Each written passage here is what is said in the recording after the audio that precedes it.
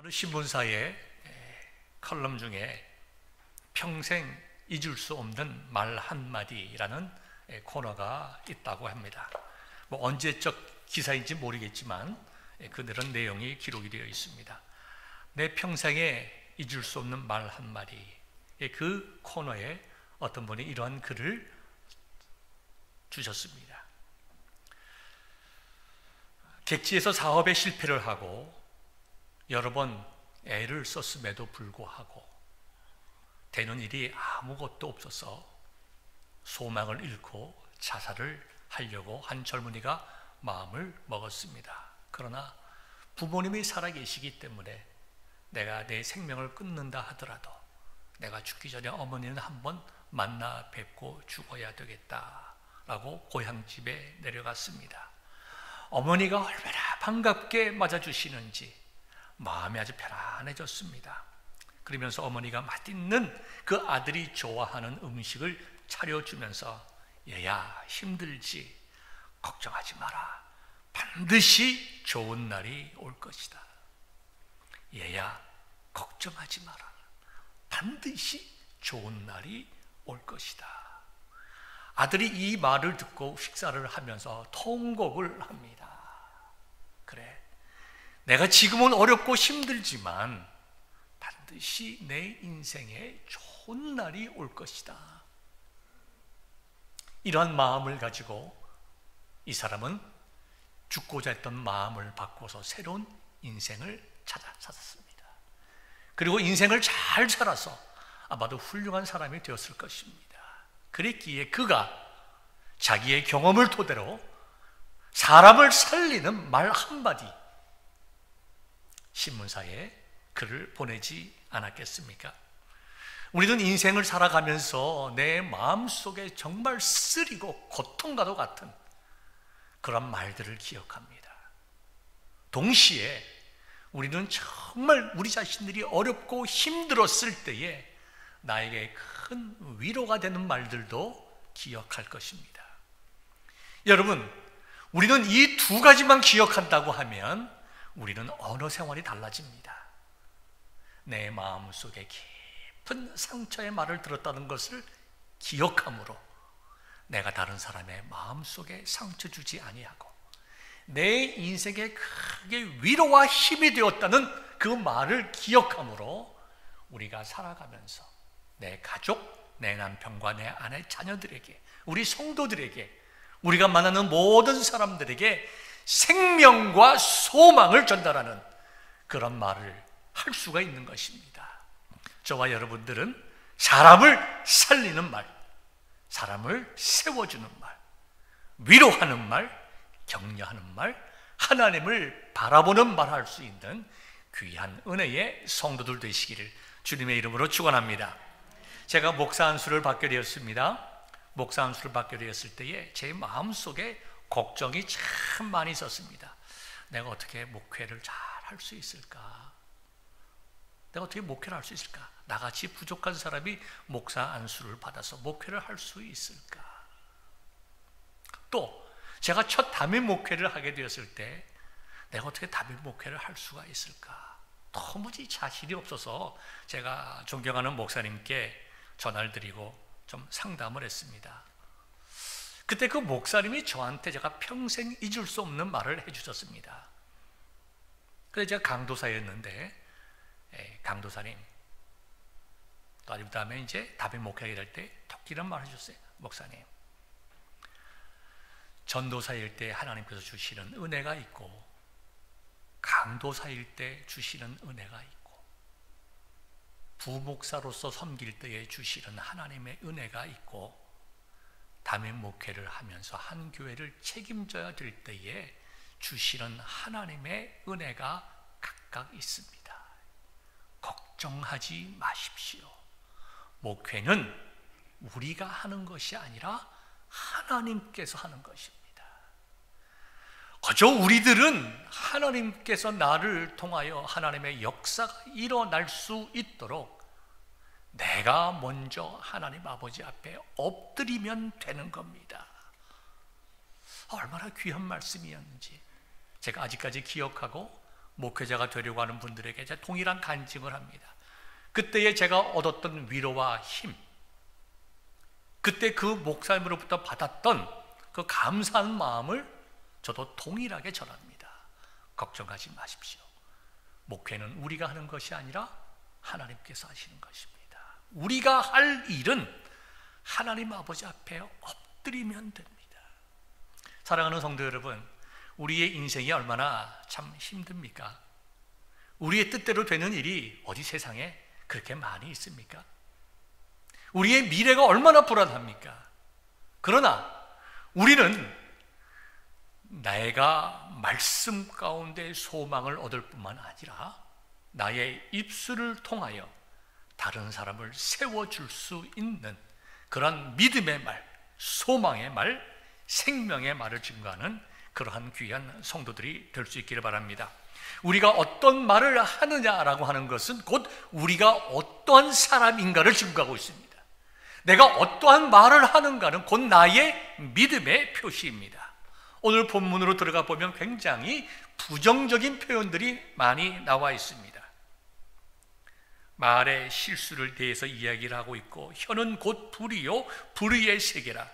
혀는 우리 지체 중에서 온 몸을 더럽히고 삶의 수레바퀴를 불사르다니 그 사르는 것이 지옥불에서 나느니라.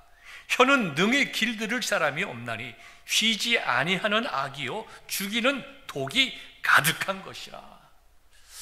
참 이 말씀을 보면 우리가 어떤 생각이 듭니까?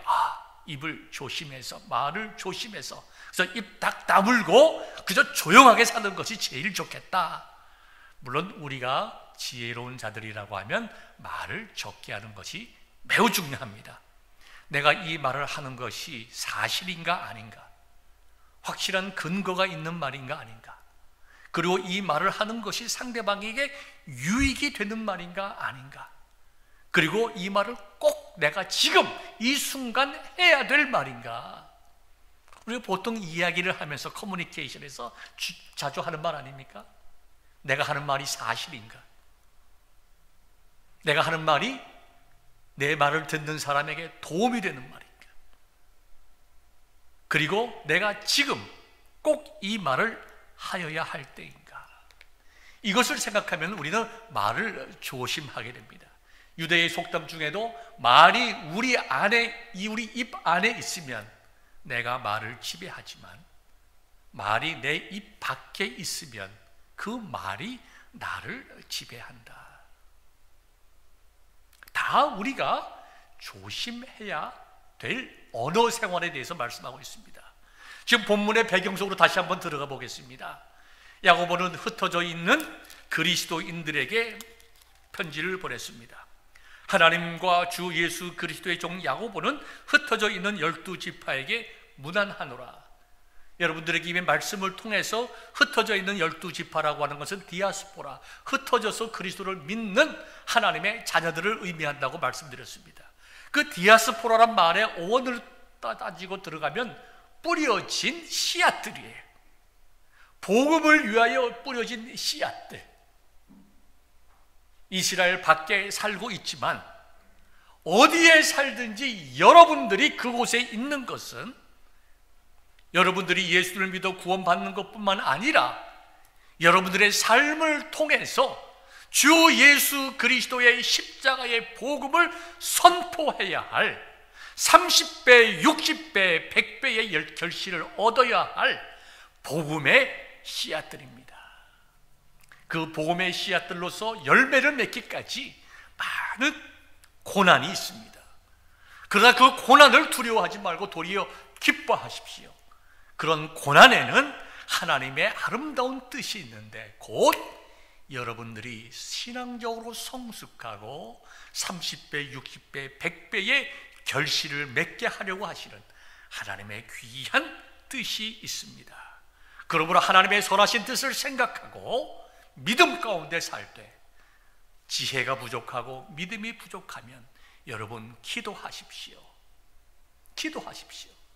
그리고 믿음의 삶을 살아가십시오.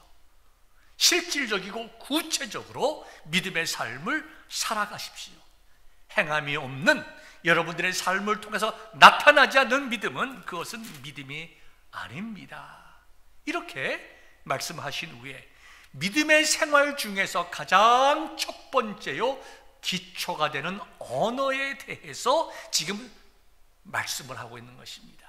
지금 살아가는 우리들이나 그 당시에 초대교회 사람들이나 항상 어디에 가든지 사람이 살아가는 곳에는 언어가 있습니다. 얼마나 많은 말들을 주고받습니까? 그 많은 말들 중에서 하나님께서 기뻐하시는 말이 얼만큼 될까? 내가 사람을 살리는 말이 얼마나 될까? 내가 사람에게 격려하고 힘이 되고 정말 생명을 끊으려고 하던 그 아들을 말 한마디로 살려내는 어머니와 같은 그 사랑과 헌신의 말이 내 인생 속에 얼마나 있을까?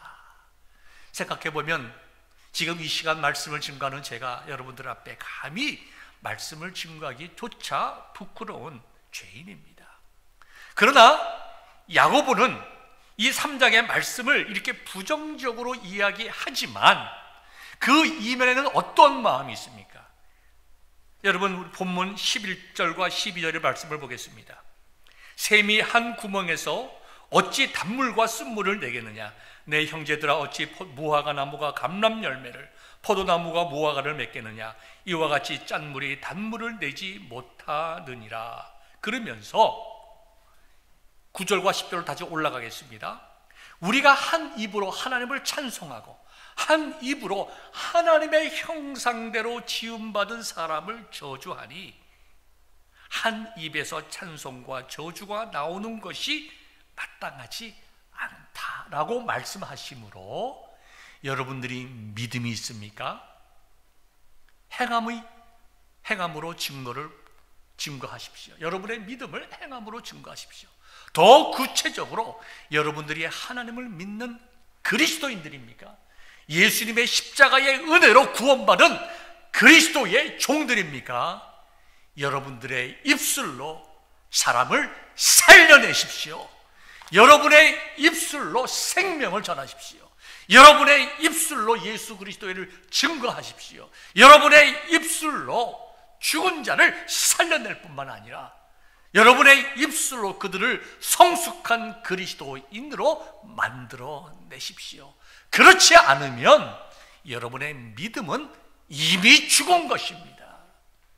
행함이 없는 믿음에 대한 가장 구체적이고 실질적인 예를 언어 생활을 통하여 말씀을 하고 있는 것입니다.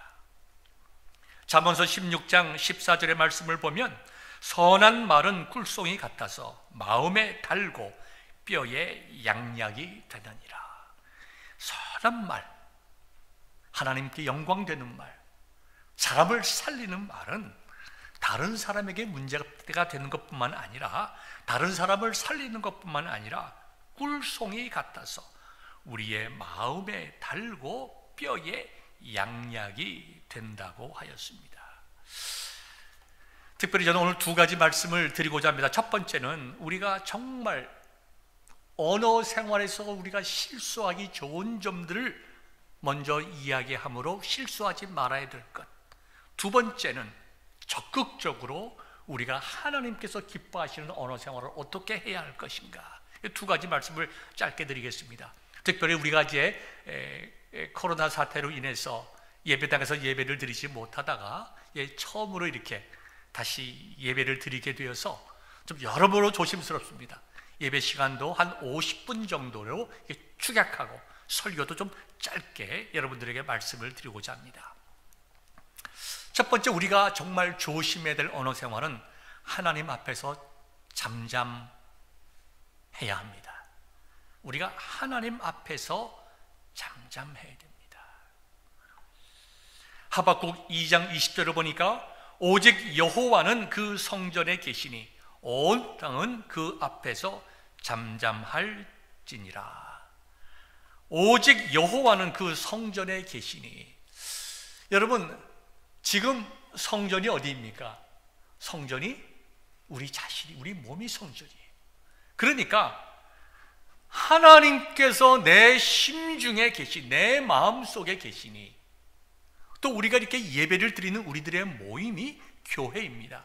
교회는 성전인 한 사람 한 사람이 만난 곳입니다. 그래서 우리가 예배당이지만, 이거는 외적으로는 성전이 아니라 예배당이지만, 예배당의 실질적인 의미가, 이 성전의 실질적인 의미가 우리가 모이는 이 예배당 속에, 예배 속에 지금 이 시간이 있는 것입니다.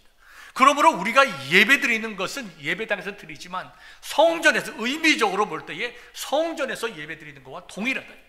그러면 우리가 예배 드릴 때에, 우리가 신앙생활을 해나갈 때에, 예배당에 모일 때에, 구역 예배로 모일 때에, 성도들이 모이는 그곳에는 하나님이 계시니 어떻게 하라고요? 그 앞에서 잠잠할지니라. 잠잠하라고 그랬습니다. 잠잠하지 아니하면 어떤 일이 일어나는가? 스가랴 2장 13절에 보니까 모든 육체가 여호와 앞에서 잠잠할 것은 여호와께서 그의 거룩한 처소에서 일어나시니라. 사람이 하나님 앞에서 떠들고 하나님이 계신 것처럼, 안 계신 것처럼 생각하고 하나님께서 보지 아니하시는 것처럼 행동하고 말한다고 하면 하나님께서 진노하심으로 일어나신다고 하였습니다. 얼마나 분하시면 하나님이 일어나시겠어요? 그러므로 우리들은 우리의 심중에 말하기를, 하나님께서 나의 모든 것을 아신다.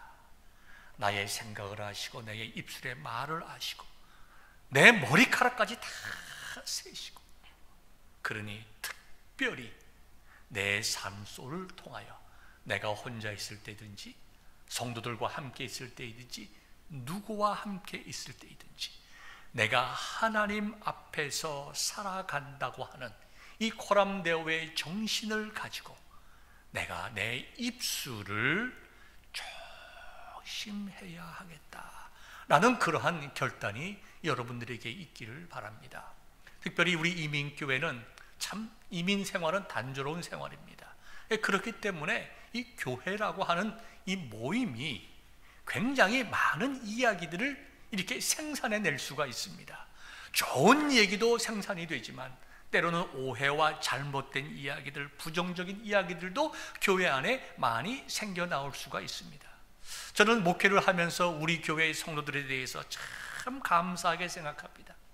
지난 30년 목회를 하면서 우리 교회처럼, 제가 유학 와서 36년 전에 유학 와서 공학 공부를 하면서 여러 군데 교회도 다녀보고, 또 저 신학교 다니면서 또 전도사, 강도사, 부목사, 담임 목회하면서 정말 미주 여러 군데를 다녀봤지만, 제가 목회한 그 모든 교회 중에서 우리 베델교회처럼 성도들이 서로에게 귀한 얘기하고 쓸데없고 잘못되고 부정적인 이야기가 없는 교회는 제가 처음입니다. 얼마나 감사한 일인지. 우리 교회가 완벽한 교회는 아니지만 제가 30여 년을 미국에서 신앙생활하면서 참 이만한 교회도 없다 할 정도로 우리 교회가 성도들이 언어에서 서로 격려하고 위로하고 특별히 잘못된 이야기를 하지 아니하고 하는 것을 보면서 얼마나 감사한지. 도리어 저 자신이 말씀을 증거하는 제가 참 성도들보다 참 많이 부족하다.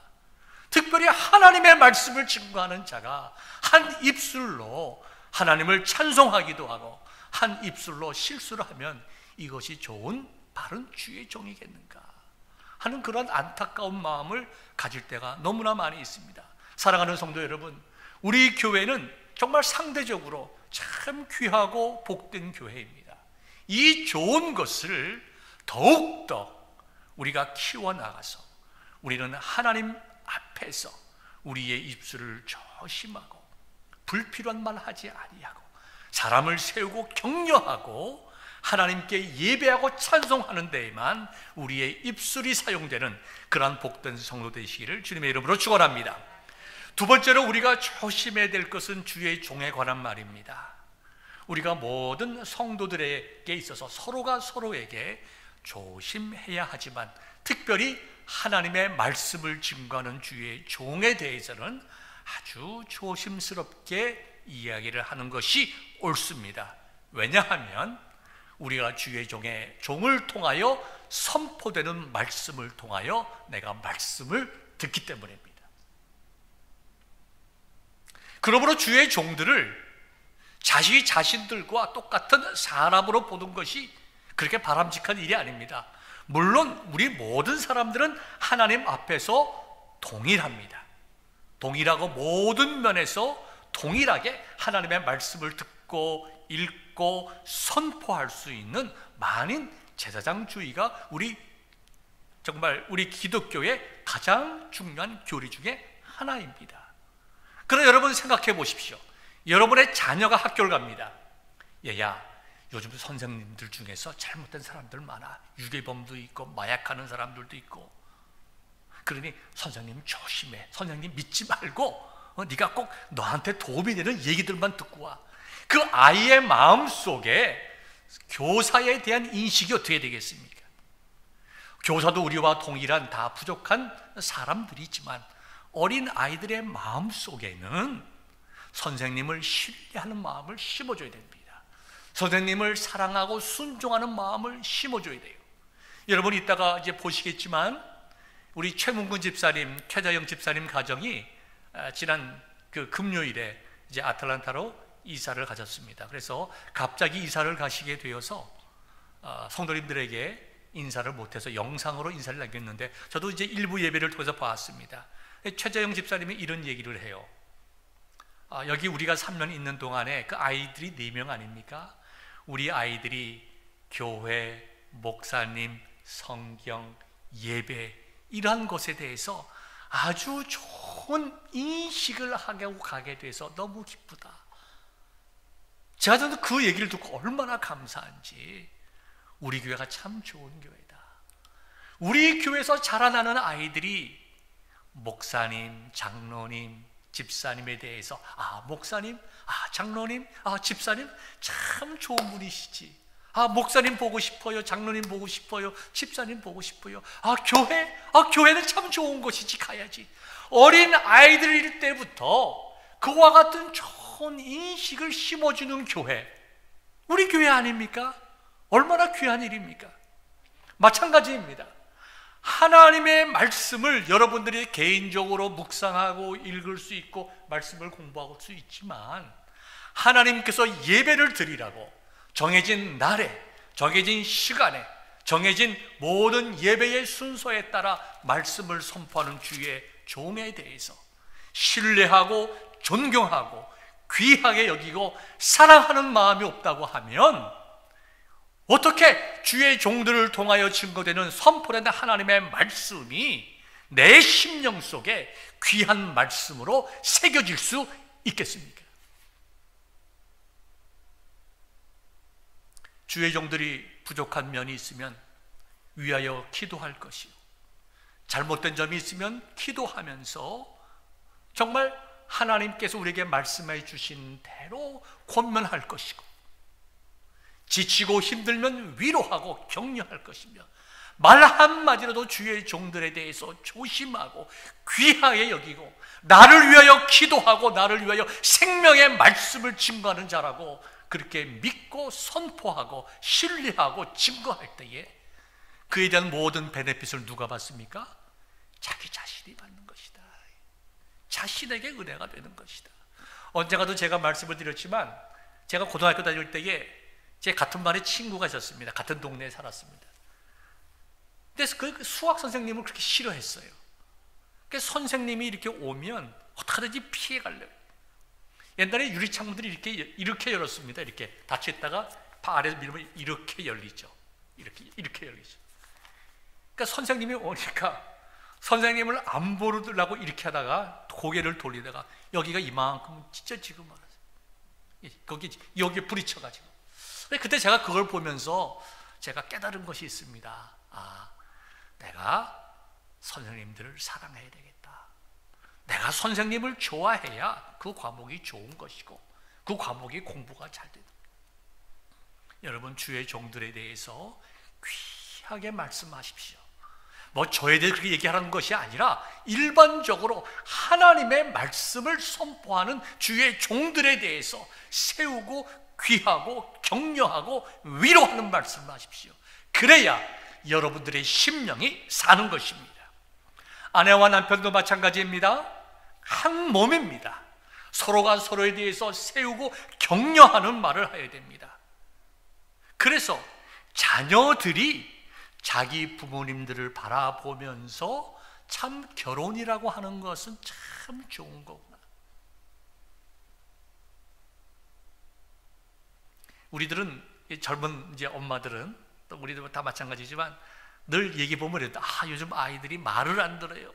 말을 안 들어서 걱정이에요. 사춘기가 되어서 말을 안 들어서 걱정이에요. 여러분, 자녀들이 말 안 듣는 거 걱정하지 마세요. 때가 되면 다 듣습니다. 문제는 뭐냐? 자녀들이 우리를 보고 있다는 것을 걱정해야 됩니다. 그렇지 않습니까?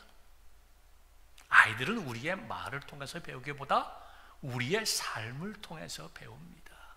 그러므로 부부가 서로를 위해서 좋은 말을 하는 것, 자녀들이 듣기에 아버지가 어머니를 많이 사랑하고 어머니가 아버지를 많이 사랑하는 것을 보게 해줘야 그 자녀가 이 땅에서 복받고 잘 되는 것입니다.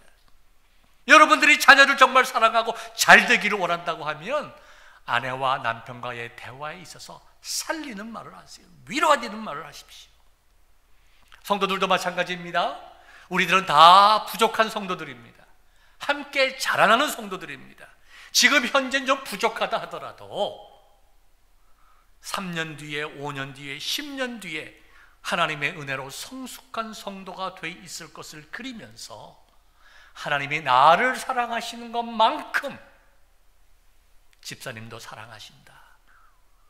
하나님이 나를 위하여 생명 주신 것처럼 저분을 위해서도 생명 주셨다. 귀하게 여기고 섬기고 세우고 사랑할 때에 또 우리의 이웃들도 향하여 세상을 향해서도 빛과 소금의 역할을 언어로부터 시작할 때에 우리는 정말 영혼을 살리고 심령을 살리고 연약해진 육체를 살리는 그러한 귀한 능력의 성도들이 될 줄 믿습니다. 왜 우리가 이렇게 잘 못하는가? 왜 우리가 이렇게 잘 할 수 없는가? 저는 저 자신을 뒤돌아보면서 많은 생각을 해보았습니다.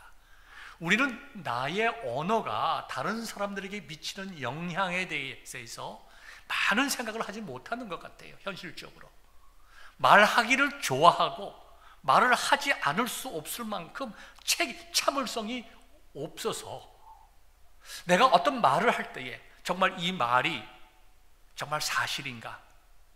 이 말이 저 사람을 살리는 말인가? 살리는 말이라도 지금 내가 이 순간 하는 것이 가장 적절한 때인가? 아니 세상에 우리가 이게 완투쓰리를 생각하고 말을 한다고 하면 우리가 어떻게 말을 하면서 살아갈 수가 있겠어요? 그러니까 참 힘든 겁니다. 그래서 제가 여러분들에게 세 가지 말씀을 드렸지만 이것이 현실적인 삶의 영역 속에서 나타나기가 쉽지 않습니다. 결국 무엇인가? 우리의 언어는 오늘 본문의 말씀대로 어떻게 샘이 한 구멍으로 단물과 쓴물을 내겠느냐? 어떻게 무화과 나무가 감람 열매를, 포도나무가 무화과를 맺겠느냐? 결국 무슨 말이에요?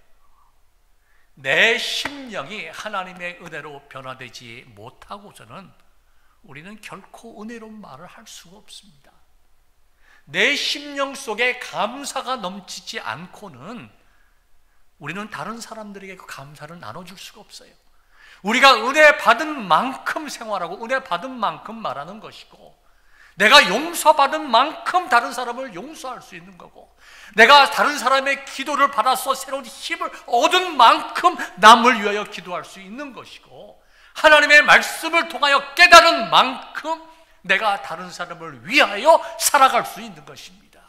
그렇기 때문에 내가 하나님 앞에서 바른 언어 생활하는 것, 내가 부부간에 자녀들간에 이 세상 살아가면서 내가 마땅히 하나님 앞에서 바른 언어의 삶을 살아가기 위해서는 내 심령이 하나님 아버지 앞에 바른 삶이 될 수 있도록 엎드려 기도하고 하나님의 은혜를 소망해야 됩니다. 왜? 어째서 야고보가 행함이 있는 믿음을 이야기하면서 제일 먼저 언어 생활을 이야기했겠어요? 그만큼 그 시대나 이 시대나 언어라고 하는 것은 우리의 신앙이요, 우리의 인격일 뿐만 아니라 우리의 심령 속에 확실하고 바른 믿음이 없이는 아무리 세상적인 이야기를 들어도 우리의 언어는 믿음의 언어가 될 수 없고, 우리의 언어는 격려의 언어가 될 수 없고, 우리의 언어는 사람을 살리는 언어가 될 수 없는 것입니다. 그리고 무엇보다도 우리가 사용하는 언어가 우리 자신의 인생을 지배한다는 것입니다. 내가 다른 사람을 위해서 부정적인 말을 하는 것, 내가 근거 없는 말 하는 것, 내가 쓸데없는 말 하는 것, 그것 때문에 다른 사람이 상처받는 것도 정말 마음 아픈 일이지만 그런 말들을 습관적으로 하면 그 사람의 인생이 그 사람의 말대로 된다는 것입니다. 이것은 사회학자나 인류학자나 심리학자나 교육학자나 동일하게 얘기할 뿐만 아니라 하나님의 말씀도 그와 같이 증거하고 있습니다. 제가 여기 우리 이 지역에 내려오기 전에 살던 곳에서 아주 재미있는 경험을 한 적이 있는데요. 우리가 이제 빨래를 하면 이제 드라이기에 말리지 않습니까? 세탁기 그 드라이기가 다 새 건데 이게 옷이 잘 마르지가 않아요. 시간이 가도. 참 이상하다. 분명히 드라이기가 문제가 없는데 왜 그럴까? 굉장히 고생을 많이 했습니다. 옷이 잘 마르지 않아서 전기료도 많이 나오고. 그런데 그 드라이기가 이게 이제 밖으로 이제 나가지 않습니까? 증기가. 근데 그쪽에 늘 새들이 많이 있어요. 그쪽에 이제 나무들이 있어가지고 새들이 많아요. 그래서 혹시나 하고 이게 보니까 이게 이제 그 드라이기가 말아 나가는 그곳에 이게 철조망, 보통 이제 철조망이 쳐 있거나 아니면 이렇게 움직이는 뭐가 구멍이 막히게 있습니다. 근데 그게 떨어져 나갔어요. 그래서 혹시나 하고 거기다 손을 넣어 보니까 세상에 제가 거기서 새집을 3개를 꺼냈습니다. 첫 번째 새집은 알이 몇 개가 있어요. 아직까지. 그걸 꺼낸 다음에 혹시나 하고 손을 집어넣었더니 또 잡혀요. 새집이 나와. 사용하지 않는. 또 집어넣었더니 또 새집이 나와. 여러분, 루터가 여러분 잘 아는 말, 이런 말 했잖아요. 새가 지나가다가 내 머리에 똥 싸는 것은 내가 어떻게 피할 수는 없지만 그 새가 내 머리에 둥지를 트게 할 수는 없다. 다 들어오고 나오는 것에 있어서 하나님 안에서 형통해야 모든 것이 잘 되는 것처럼 아무리 내가 드라이기를 바르게 좋은 기계를 샀다 하더라도 나가는 그 연통이 막혀 있으면 제대로 구실을 하지 못하는 것처럼 내가 예수님 믿고 새로운 생명을 얻은 성전이 되었다 하더라도 내 입이 조절되지 아니하고 내 입이 변화되지 아니하고는 내 인생이 참 공고해진다는 것입니다. 여러분, 인생의 실패는 한 번에 오질 않습니다.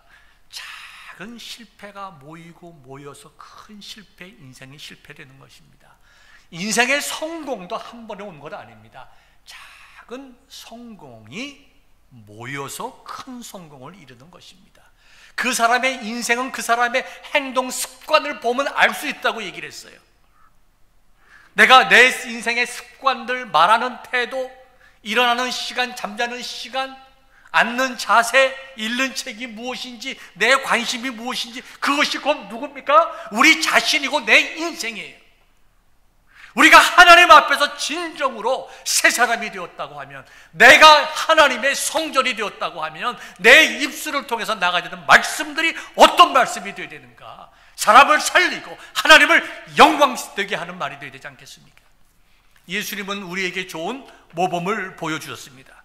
우리가 요한복음을 보면 한 군데만 보더라도 예수님께서 요한복음 1장에서 나다나엘을 만납니다. 나다나엘에게 뭐라고 말씀하십니까? 보라, 이 사람은 참으로 이스라엘 사람이라 그 속에 간사함이 없도다. 말 한마디로 그 일생을 바꿔놓는 말을 합니다. 만약에 예수님께서 여러분들에게 오셨습니다. 여러분들이 새벽 기도를 하고 있습니다. 예수님께서 영음으로 여러분들에게 말씀하십니다. 얘야, 내가 너의 기도를 잊지 않고 듣노라. 내가 너의 기도를 반드시 들어주리라. 여러분이 기도하는 가운데 그런 하나님의 말씀을 들었다고 하면, 우리 주님의 음성을 들었다고 하면 여러분은 평생 기도의 전도사가 될 것입니다. 사람을 살리는, 나다나엘이 그렇게 말씀하심으로 나다나엘을 예수 그리스도의 제자로 만드셨습니다. 요한복음 3장에 보면 니고데모가 나옵니다. 내가 네게 이르노니 사람이 거듭나지 아니하면 하나님의 나라를 볼 수 없느니라. 니고데모의 평생에 변하지 아니하는 그의 심령 속에 새겨지는 말씀하셨어요. 어떤 말씀으로? 영적으로 가장 그를 변화시키고 살리는 말씀으로. 요한복음 4장을 보면 사마리아 여인에게 말씀하죠. 하나님은 영이시니 예배하는 자가 신령과 진정으로 예배할지니라. 그 사마리아 여인, 그 참 비참한 생활했던 그 여인은 예수님으로부터 이 말씀을 들은 후에 평생 예배자가 되었을 것입니다. 요한복음 5장을 보면 38년 된 병자가 나옵니다. 내가 낫고자 하느냐? 그 말 한마디가 그 사람을 살리지 않습니까? 요한복음 8장을 보십시오. 가르마다 잡혀온 여인에게, 정말 울고 있는 그 여인에게 주위 사람들이 돌을 들고 있습니다. 너희 중에 죄 없는 자가 먼저 돌로 치라. 그 말씀을 들은 사람들은 평생 자기의 말과 행동을 조심하며 살았을 것입니다. 바요나 시모나 내가 복이 있노라. 이것을 베드로의 고백에 대해 이걸 알게 하리는 혈육이 아니요 하늘에 있는 내 아버지니라.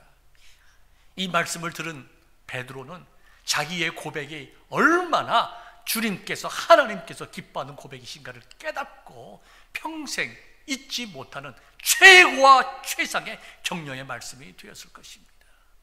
사랑하는 성도 여러분, 예수님께서 우리가 어떻게 언어 생활을 해야 되는지 아주 모범을 잘 보여주셨습니다. 로마서 12장 1절과 2절을 보면 이런 말씀이 기록되어 있습니다. 그러므로 형제들아, 내가 하나님의 모든 자비하심으로 너희를 권하노니 너희 몸을 하나님이 기뻐하시는 거룩한 산 제물로 드리라. 이는 너희가 드릴 영적 예배니라. 너희는 이 세대를 본받지 말고 오직 마음을 새롭게 함으로 변화를 받아 하나님의 선하시고 기뻐하시고 온전하신 뜻이 무엇인지 분별하도록 하라. 우리 주위에는 우리들을 유혹하는 많은 말들이 있습니다. 글도 말이죠. 우리를 유혹하는 수많은 말, 우리의 귀를 통하여, 우리의 눈을 통하여 들어오는 수많은 세속적이고 잘못된 인포메이션이 우리들을 지배하기 쉽습니다. 그래서 뭐라고 얘기했으면 사도 바울이 내가 성령의 자비하심, 우리에게 하나님의 은혜가 필요하잖아요. 너희를 강권한다. 너희 몸을 하나님이 기뻐하시는 산 제물로 드리라. 제물이 뭡니까? 죽는 거예요. 죽는 거. 자기 자신이 아니에요. 죽는 거예요. 우리의 귀를 제물로 드려서 듣는 것에 조심. 내 신앙적으로 바르지 아니한 것은 들으려고 하지 말고. 근데 보통 어떻습니까? 내 신앙에 도움이 안 되는 거에 귀가 활짝 열려요. 뭐 그래? 그래?